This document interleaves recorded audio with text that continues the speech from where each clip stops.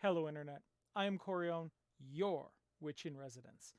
And I've been feeling a little nostalgic this November. I wanted to go back to a simpler time when you could reach out and flip on the TV to any one of the, maybe 20 channels you got and find one of those TV movies where a kid would be picked up and whisked away to a magical land and go through the hero's journey, like Alice in Wonderland or Labyrinth or The Neverending Story, or gee, just any of those along those lines. Yeah, heck, Wizard of Oz even. And then I remembered that in 2005 they kind of tried to revitalize that genre in a lot of ways and produced a movie called Mirror Mask. It was originally written by Neil Gaiman and was influenced heavily by the Jim Henson Company. And it tells the story of our main character who is a circus performer with her family and wants to run away and join real life. After having that argument with her mother falls into a deep coma and she runs away and gets whisked away to the land of light. And across the way from the land of light is the land of darkness, which is coming to consume the land of light. So her and a juggler now go forward and try to save the land of light by reacquiring a magic MacGuffin, if you will, called the Mirror Mask. And it turns out that this Mirror Mask has the capability to allow people to travel between the mirror. And the dark version of her has already gone to the other side and gone to her life and her world. And it made me start thinking about the concepts of light and dark and dealing with those aspects of who we are as a people. But before I get too deep in, there are some things that we should discuss quickly. I want to thank the latest members of my channel who have joined on. I now have successfully managed to reach 667 subscribers. So I am no longer the incarnation of evil on the internet. But I'd like to go even further. My mission before February is to hit 1,000 subscribers. It's a lofty goal, but I think we can do it. And the way I think we can do it is any of my subscribers, please reach out to your friends, anyone on the internet, share this video out, ask them to take a look at some of my back catalog, and if they see something that they like, talk them into subscribing. Otherwise, please give a like on the channel. Please share it out. It really helps with the algorithm, and it'll really help me to get to my goal of 1,000 viewers. With that obligatory ritual out of the way, let's cross the barrier and walk around wearing the mirror mask. Now, the interesting thing about this whole video is that everybody from the land of light has a version of themselves in the land of darkness. Now, when we think about that, it really is reminiscent of kind of how we view ourselves. That there is a light version, usually us, and a darker self that we try to avoid exposing to other people. But I want to pose an interesting question to you guys.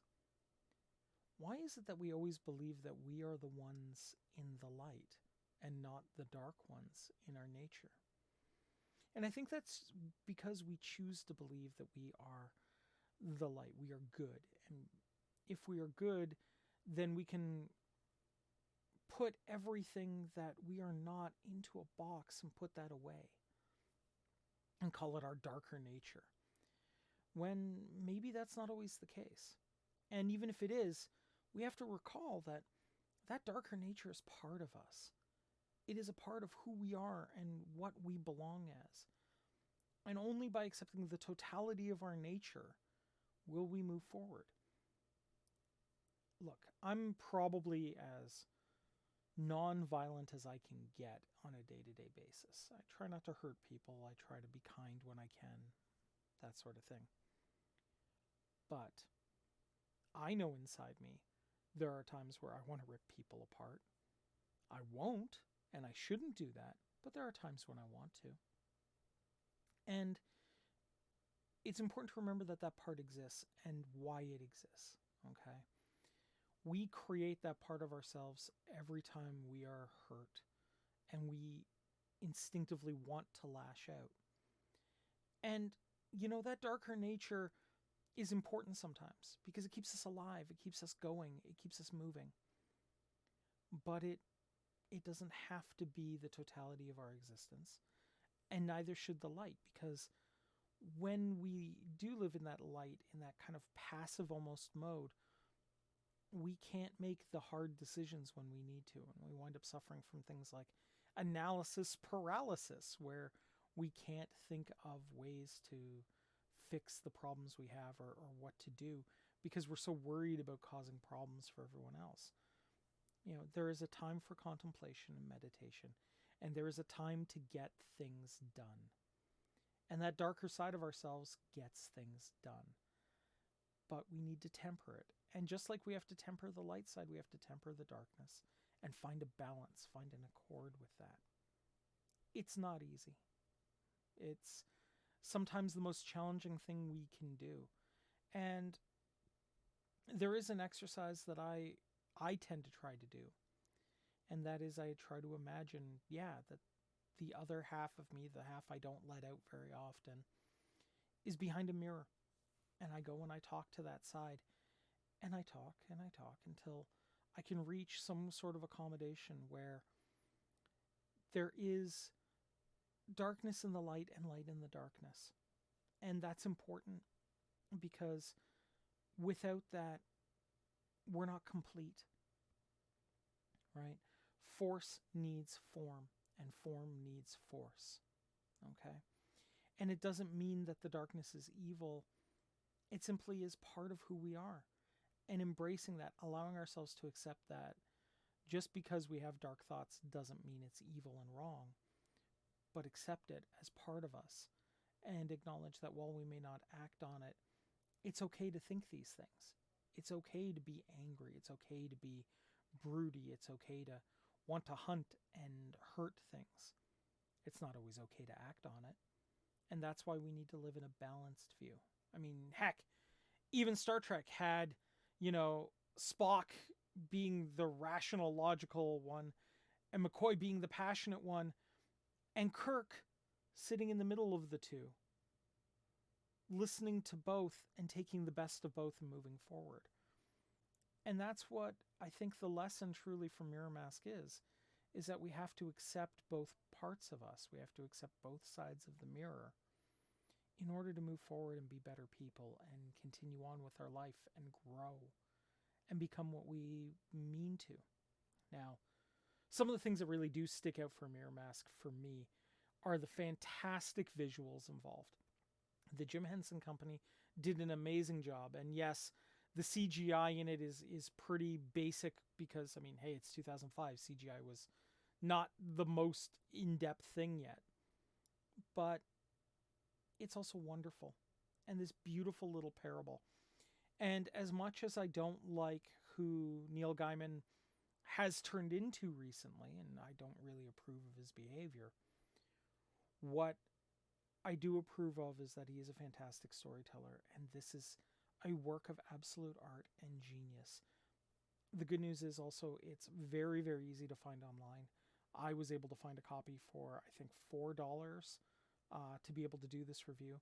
So I do highly recommend taking a look online, taking a look at this, sit down, get into your pajamas, pop a bag of popcorn, sit down on the couch and watch it, and just feel nostalgic for those times when we used to be able to watch kid adventure movies of fantastic worlds, because this really captures that and it brings back that feeling of sheer and absolute wonder. I promise I'm going to do a really in-depth review of this movie soon, because I do feel it's super important for people to watch, and I'd like to do a full analysis of it. But I would recommend that please read this before I do that full in-depth analysis video, because I'd like you to know what I'm talking about before we get there. And this is kind of a cult classic, kind of niche. So I think it would do good for everyone to check it out and get to know the wonder and the mystery that is Mirror Mask. And for those of you who remember 2005, you'll probably remember a whole bunch of merch coming out and nothing coming from it. So it's an interesting time. It's an interesting thing. And yeah, I I think that The Mirror Mask is a beautiful movie.